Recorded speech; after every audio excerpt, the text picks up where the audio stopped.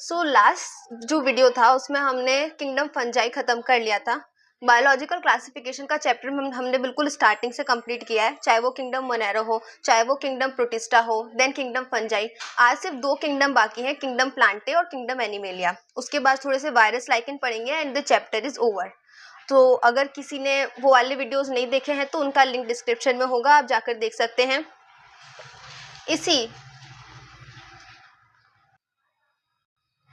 इसी वीडियो के लिंक के अंदर आपको टेलीग्राम चैनल का लिंक भी मिलेगा, जिसके अंदर यही एनोटेटेड एनसीईआरटी भी होगी। उसके अलावा सारे इंपॉर्टेंट क्वेश्चन, सारे नोट्स वगैरह टेलीग्राम चैनल पे मिल जाएंगे, तो प्लीज़ उसे ज्वाइन करना ना भूलें। अभी हम स्टार्ट करते हैं किंगडम प्लांटे से। किंगडम प्लांटे के अंदर सारे के सारे यूकैरियोटिक क्लोरोफिल कंटेनिंग ऑर्गेनिज्म होंगे।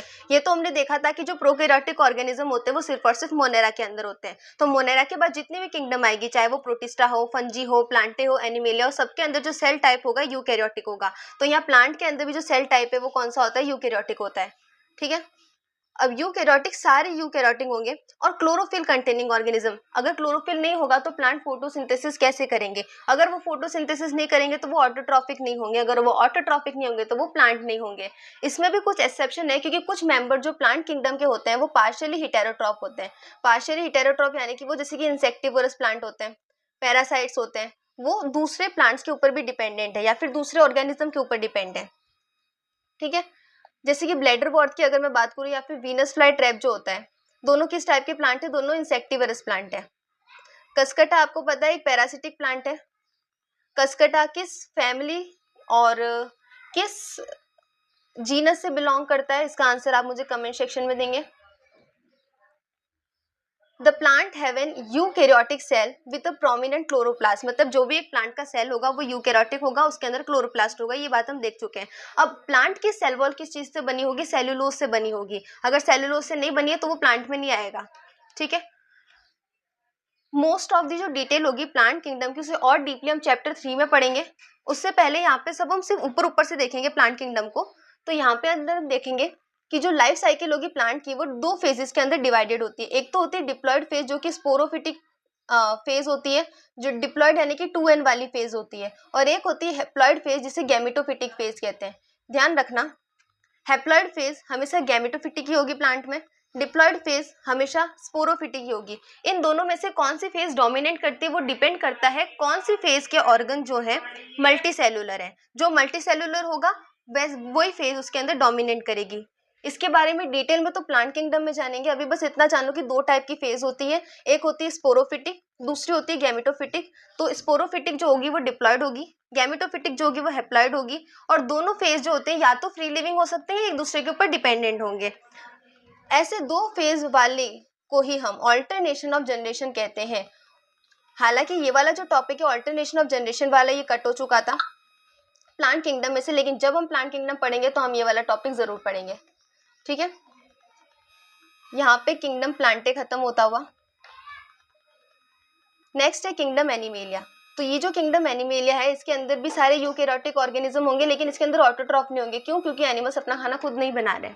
अब इसके अंदर कोई भी ऑटोट्रॉफिक नहीं होगा, इसका मतलब एनिमल्स सारे कौन से होंगे? हेटेरोट्रॉफिक। अब आप मुझे पहले ये बताएंगे कि हेटेरोट्रॉफिक एनिमल्स के अलावा और कौन से किंगडम के ऑर्गेनिज्म होते हैं जो बिल्कुल भी ऑटोट्रॉफिक नहीं होंगे, सिर्फ और सिर्फ हेटेरोट्रॉफिक ऑर्गेनिज्म होंगे? कौन से होते हैं? Organisms related to kingdom fungi. सिर्फ फंजाई और एनिमेलिया ही ऐसी किंगडम है जिसके सारे ऑर्गेनिज्म हेटेरोट्रॉफिक होते हैं, अपना खाना खुद नहीं बना सकते, यूकैरियोटिक ऑर्गेनिज्म होते हैं, मल्टी सेलुलर होते हैं। तो फिर फंजाई और एनिमल में डिफरेंस क्या होता है? फंजाई के पास सेल वॉल होती है, एनिमल्स के पास सेल वॉल नहीं होती। फंजाई की जो सेल वॉल है काइटिन की बनी है, और एनिमल्स के पास तो है ही नहीं, तो फर्क ही नहीं पड़ता किससे बनी है। अब यहाँ पे डायरेक्टली और इनडायरेक्टली प्लांट के ऊपर डिपेंड होते हैं एनिमल्स अपने खाने के लिए। अब जो एनिमल्स डायरेक्टली प्लांट के ऊपर डिपेंडेंट है उन्हें हम क्या कहते हैं? हर्बीवोर्स कहते हैं। जो ऑर्गेनिज्म इनडायरेक्टली डिपेंड है जैसे कि हम लोग, उन्हें हम कंज्यूमर कहते हैं। डिपेंडेंट तो हम भी प्लांट पे हैं पर हम डायरेक्ट प्लांट जाके नहीं खा रहे हैं। ठीक है, नेक्स्ट है यहाँ के ऊपर डाइजेस्ट देयर फूड। देखो 2 टाइप के न्यूट्रिशन होते हैं एनिमल में, भले वो हेटेरोट्रॉफिक है। एक तो उनके अंदर आएगा होलोजोइक वाला, और एक दूसरा वो अगर वो डीकम्पोजर वगैरह है तो एनिमल्स के अंदर सेप्रोफिटिक वाला मोड। तो होलोजोइक वाला मोड क्या होता है? होलोजोइक के अंदर वो मोड होता है जहाँ पे पहले हम खाना खाएंगे, उसके बाद डाइजेशन होगा, मतलब इंजेशन आफ्टर डाइजेशन होगा। यहाँ पे एक डिफाइनेट ग्रोथ का पैटर्न हम देखते हैं, grow into adult and then उसका डिफाइनेट शेप होता है, मतलब कोई भी ऑर्गेनिज्म में बड़ा होगा और उसका एक डिफाइनेट शेप और साइज होगा, उसके बाद उसकी ग्रोथ रुक जाएगी इन किंगडम एनिमेलिया। एनिमल्स जो होते हैं वो लोकोमोशन कर सकते हैं।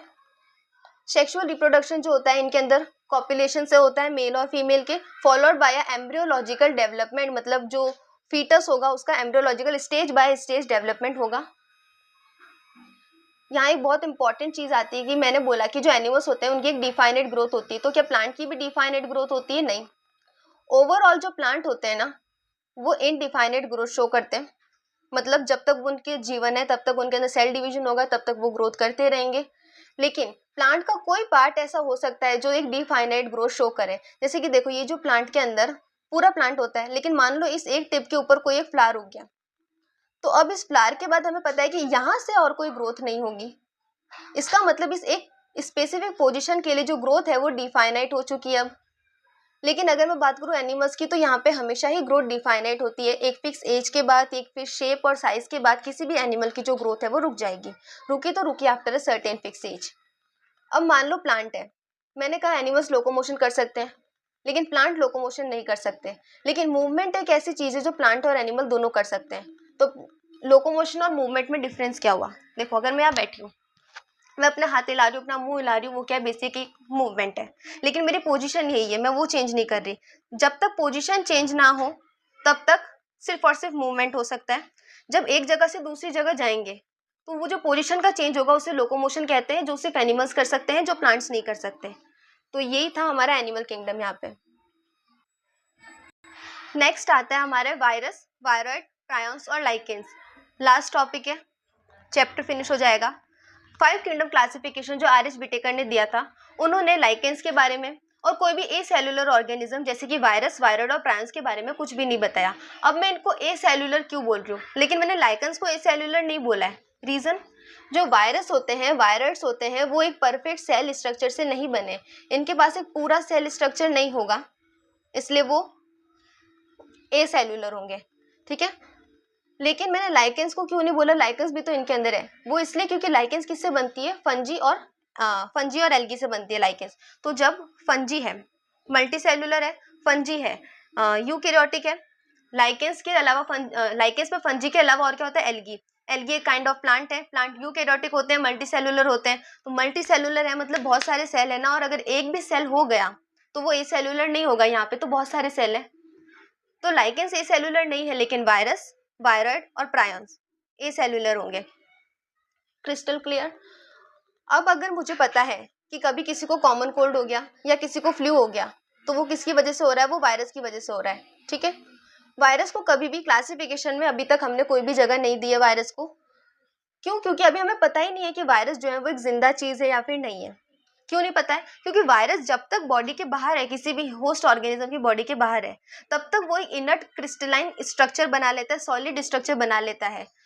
और ऐसा माना जाता है कि कोई भी लिविंग सेल जो है वो कभी भी एक क्रिस्टल वाला स्ट्रक्चर नहीं बना सकता, लेकिन वायरस तो ह्यूमन बॉडी के बाहर, अपनी होस्ट बॉडी के बाहर जो है वो क्रिस्टल वाला स्ट्रक्चर बना रहा है, तो हम उसे लिविंग नहीं कह सकते। दूसरा, हम लिविंग क्यों कह सकते हैं उसे? क्योंकि वायरस जो होता है जब अपने होस्ट के अंदर आ जाएगा तो उसके डीएनए के अंदर अपना जो जेनेटिक मटेरियल है उसे इंटीग्रेट करेगा, उसे चेंज करेगा, उसके बाद ट्रांसफॉर्म होने के बाद अपनी प्रोजेनी बना लेगा, यानी कि अपने नंबर्स को रेप्लिकेट करेगा, बहुत सारे वायरस बना लेगा। और रेप्लिकेशन करने की जो एबिलिटी होती है वो सिर्फ लिविंग ऑर्गेनिज्म के पास होती है। इसलिए कुछ प्रॉपर्टी तो ये लिविंग ऑर्गेनिज्म वाली शो कर रहे हैं और कुछ प्रॉपर्टी ये नॉन लिविंग वाली शो कर रहे हैं। इसलिए हमें पता नहीं है कि जो वायरस है वो लिविंग है या नॉन लिविंग, लेकिन ये पता है कि वायरस जो है वो एक नॉन सेलुलर ऑर्गेनिज्म है। लेकिन वायरस का ये जो नॉन लिविंग वाला कैरेक्टर है कि वायरस इंसान की या लिविंग सेल की जो भी बॉडी होगी उसके बाहर जाके एक इनर्ट क्रिस्टलाइन स्ट्रक्चर बना लेगा, ये बात को किसने डिस्कवर किया था? यानी कि मैं बोलूँ कि वायरस का जो नॉन लिविंग वाला पोर्शन है, जो नॉन लिविंग वाला कैरेक्टर है, वो किसने डिस्कवर किया था? वो किया था WM स्टेनले ने डिस्कवर। कब किया था? आई थिंक ये वाला जो ईयर है ना, इसे हम फिर से देखेंगे, मेरे हिसाब से 1935 होना चाहिए। मैं इसे करेक्ट करके टेलीग्राम पे डाल दूंगी। 1935 होना चाहिए यहाँ पे। कोई बात नहीं, proceeding towards the next and the last page of the chapter, नहीं इसके बाद एक और है। हाँ, वायरस से पहले ये वाला डायग्राम देखो, टोबैको मोसेक वायरस और बैक्टीरियोफेज, ठीक है। टोबैको मोसेक वायरस में याद करने वाली क्या चीज़ है, एक तो डायग्राम और उसकी लेबलिंग कि भाई ये वाला है टोबैको मोसेक वायरस, इसके अंदर ये होता है आरएनए, ये होता है इसका कैप्सिड। कैप्सिड क्या होता है अभी मैं बताऊंगी आपको, अभी के लिए इतना ध्यान रखो कि ये आरएनए है और ये कैप्सिड है, ठीक है। ये डायग्राम किसका, टोबैको मोसेक वायरस का है। और ऐसे पूछ सकते हैं कि टोबैको मोसेक वायरस के अंदर कौन सा जेनेटिक मटेरियल होता है, तो RNA as a genetic material होता है। लेकिन अगर मैं बात करूं बैक्टीरियोफेज की, तो बैक्टीरियोफेज के अंदर कौन सा जेनेटिक मटेरियल होता है, डबल स्टैंडर्ड डीएनए होता है एज ए जेनेटिक मटेरियल, ठीक है।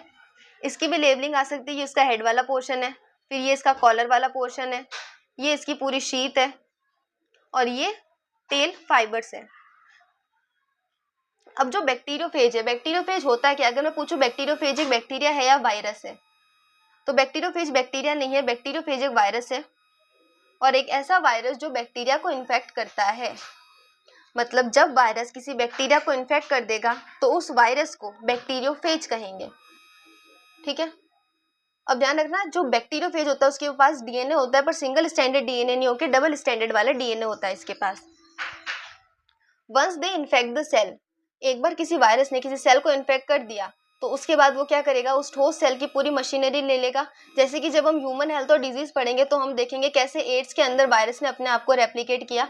अभी के लिए सिर्फ इतना जानो कि ये कोई भी लिविंग ऑर्गेनिज्म का सेल है, मान लो ह्यूमन का सेल है, ये मेरे पास वायरस आया, ठीक है।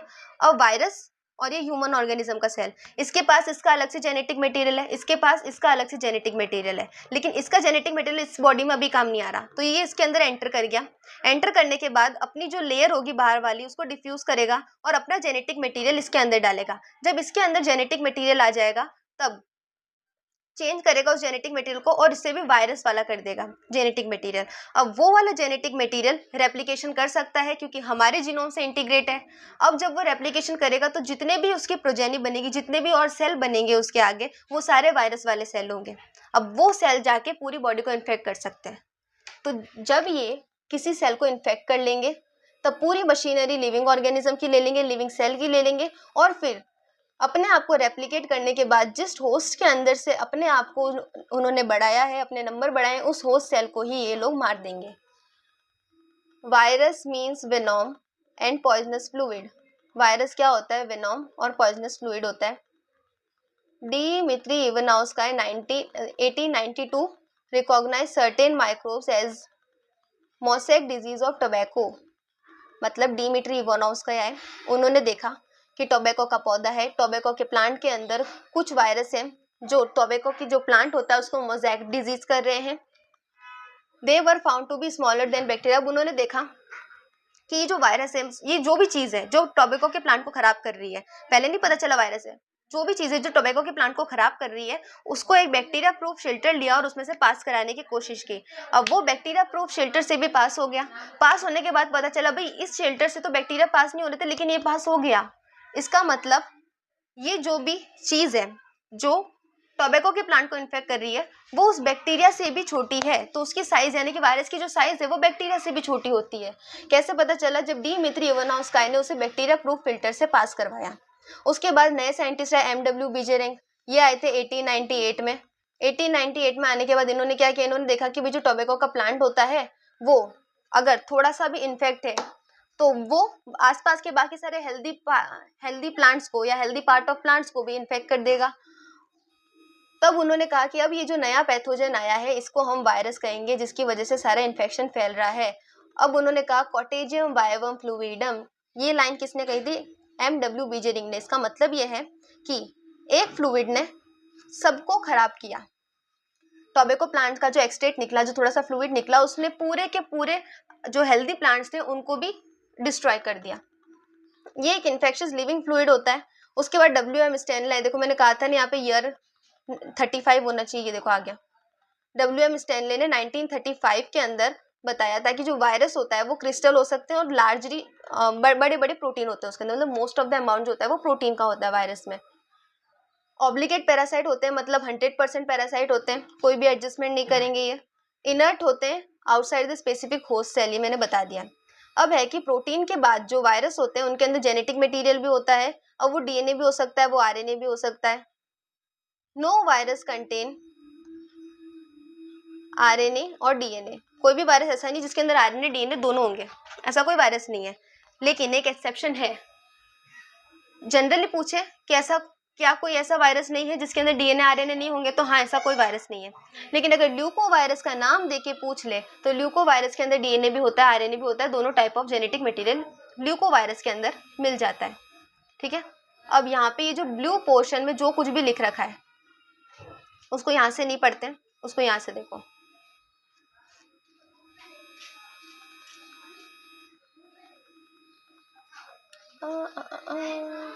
ये देखो, वायरस जो होगा वो इन्फेक्ट करेगा नए प्लांट को, मतलब ऐसा वायरस जो प्लांट को इन्फेक्ट कर रहा है उस वायरस के पास सिंगल स्टैंडर्ड आरएनए होना चाहिए।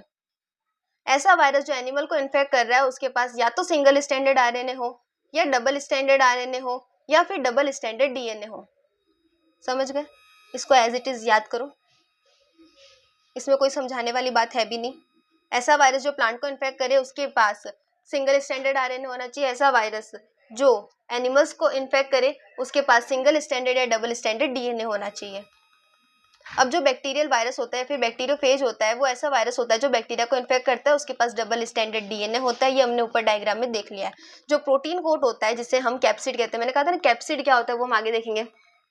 वायरस होता है, वायरस के अंदर जेनेटिक मटेरियल है, whether it is RNA whether it is DNA कोई फर्क नहीं पड़ता, उसकी जो कवरिंग होगी उसको हम कैप्सिड कहेंगे। ये जो प्रोटेक्टिव कोट होता है ये प्रोटीन का बना होता है, इसलिए प्रोटीनेशियस होता है।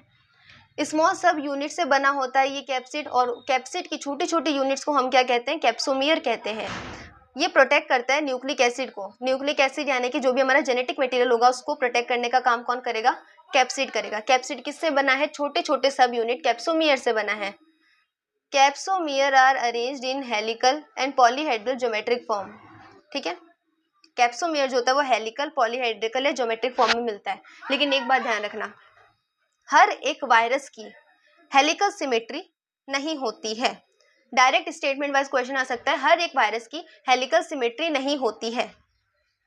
कैप्सोमियर जो होते हैं वो अरेंज होते हैं इन हेलिकल और पॉलीहेड्रल ज्योमेट्रिक फॉर्म में। वायरस जो होते हैं वो कौन कौन सी डिजीज कर सकते हैं? या तो मम्प्स कर देंगे, या स्मॉल पॉक्स कर सकते हैं, या फिर हर्पीज हो जाएगा, या फिर इन्फ्लुएंजा। ये वायरल डिजीज है। हमने चैप्टर की स्टार्टिंग के अंदर 4 बैक्टीरियल डिजीज भी पढ़े थे, उनके नाम आप सब लोग कॉमेंट सेक्शन में डाल के जाएंगे। और अगर किसी ने वो वीडियो नहीं देखा है तो उसका लिंक भी आपको डिस्क्रिप्शन में मिलेगा। नेक्स्ट, जो एड्स होता है वो भी किससे होता है? वायरस से होता है। इसका एड्स का जो वायरस है वो कौन सा? HIV होता है। कौन सी फैमिली से बिलोंग करता है? रेट्रोवायरस की फैमिली से बिलोंग करता है। फर्दर ये वाली चीजें हम फिर से ह्यूमन हेल्थ और डिजीज में डीपली स्टडी करेंगे। जो प्लांट होते हैं उनके अंदर कौन कौन से सिम्टम, मान लो किसी वायरस ने प्लांट को इन्फेक्ट किया तो उसके अंदर कौन कौन से सिम्टम आएंगे? मोसैक फॉर्मेशन हो जाएगा, लीफ जो है वो रोल हो जाएंगी, कर्ल हो जाएंगी साइड से, येलो पड़ने लग जाएंगी जो लीव्स होंगी। जो वेन्स होती है, लीफ है उसके अंदर ऐसे ऐसे लाइंस होती है, तो ये जो वेन्स होती है उसके अंदर वो क्लियर होने लग जाएंगी। ड्वार्फिंग यानी कि जो पत्तियां वो छोटी होने लग जाएगी। स्टंट ग्रोथ यानी कि जो ग्रोथ है उनकी रुक जाएगी। अब आता है वायरस क्या, वायरॉइड्स क्या होते हैं? वायरॉइड जो होते हैं उनको 1971 में T.O. डीनर ने डिस्कवर किया था। उन्होंने कहा था भाई वायरस से भी छोटी चीजें हैं दुनिया में जो पोटैटो के अंदर स्पिंडल ट्यूबर डिजीज कर रही है, यानी कि जो पोटैटो होगा गोल था, लंबा होगा, फिर और लंबा होगा और पतला होगा, फिर और लंबा पतला होकर वो सिकुड़ जाएगा। तो ये जो भी डिजीज हो रही है, ये जो भी शेप है, ये जिस डिजीज की वजह से हो रहा है उसे कहते हैं पोटैटो स्पिंडल ट्यूबर डिजीज। ये क्या किसी वायरस की वजह से हो रही है? नहीं, ये वायरॉइड्स की वजह से हो रही है, जो वायरस से भी छोटे पार्टिकल्स होते हैं। इनके अंदर भी इनका फ्री आरएनए होता है, लेकिन इनके पास कोई भी प्रोटीन का कोट नहीं होता है। जैसे कि वायरस में कौन सा प्रोटीन कोट मिलता है? कैप्सिड मिलता है। किससे बना है? कैप्सोमियर की सब यूनिट से बना है। इसीलिए हम इनको वायरस कहते हैं, क्योंकि वायरॉइड कहते हैं क्योंकि इनके पास कोई भी प्रोटीन कोड नहीं है, लेकिन इनके पास फ्री आरएनए है। अब इनका जो आरएनए होता है वो लो मॉलिक्यूलर वेट का होता है। क्लियर? प्रायॉन्स क्या होते हैं? प्रायॉन्स ने न्यूरोलॉजिकल डिजीज कर रखे हैं। मतलब बेसिकली ये लाइन ध्यान रखो कि जो एबनॉर्मल फोल्डेड प्रोटीन होते हैं, मतलब ये ऐसे प्रोटीन है, ये ऐसे वाले बच्चे हैं जो आसपास के बच्चों को भी खराब करेंगे। ये खुद बिगड़े हुए इसलिए सबको खराब करेंगे। एबनॉर्मली फोल्डेड प्रोटीन, इनके पास जो भी प्रोटीन होगा वो सब खराब हो जाएगा। अब जो एजेंट है वो सिमिलर होता है, मतलब वायरस जैसा तो ये दिखता है, एक तो प्रायॉन्स, इनका एजेंट का नाम क्या होता है, प्रायॉन्स होता है। और कौन सी डिजीज कर देते हैं, BSE यानी कि बोवाइन स्पॉन्जिफॉर्म एनसेफेलोपैथी। अगर ये डिजीज कैटल में हो रही है तो उसे मैड काउ डिजीज कहते हैं। ऐसा ही एक वेरिएंट हमें ह्यूमन में भी दिखता है जिसे CJD कहते हैं। CJD क्या होती है, क्रुट्सफेल्ड जेकॉब डिजीज। डायरेक्ट नेम याद करने, फुल फॉर्म्स याद रखनी है। लास्ट टॉपिक की तरफ चलते हैं, लाइकेंस। लाइकेंस जो होते हैं वो सिम्बायोटिक रिलेशन शो करते हैं एल्गी और फंजी में। एल्गल कंपोनेंट जो होता है इनका फाइकोबायंट कहलाता है, जो फंगल कंपोनेंट है वो इसका माइकोबायंट कहलाता है। ऑटोट्रॉपिक और हिटेरोट्रॉपिक दोनों होते हैं, यानी कि जो एल्गी होगी वो अब खाना बना रही है इसलिए वो ऑटोट्रॉपिक होगी, जो फंजी होती है वो खाना नहीं बना रही है इसलिए वो हिटेरोट्रॉपिक होगी।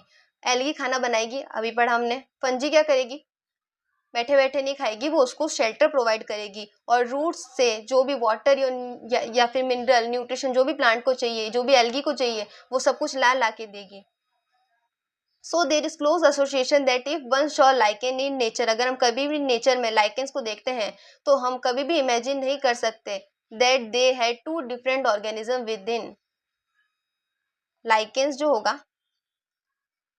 बहुत ही ज़्यादा अच्छा इंडिकेटर होता है पॉल्यूशन का, क्योंकि ये पॉल्यूशन वाली जगह में बिल्कुल ग्रो नहीं करते हैं। मोर ओवर जो लाइकेन होता है वो SO2 वाली पॉल्यूशन का बहुत ज़्यादा सेंसिटिव होता है, ठीक है, उससे बहुत जल्दी इफेक्ट होता है। तो जहाँ पे पॉल्यूशन होगा वहाँ लाइकेंस नहीं होंगी। ये वाला चैप्टर यहाँ पे बिल्कुल खत्म होता हुआ। इसके नोट्स आपको टेलीग्राम पे मिलेंगे, एनोटेटेड NCERT टेलीग्राम पे मिलेगी। मोर ओवर जो हैंड रिटन नोट्स हैं वो भी हम फिर से यूट्यूब पे भी डिस्कस करेंगे और उसका जो PDF होगा, जो भी लिंक होगा वो भी टेलीग्राम पे मिलेगा।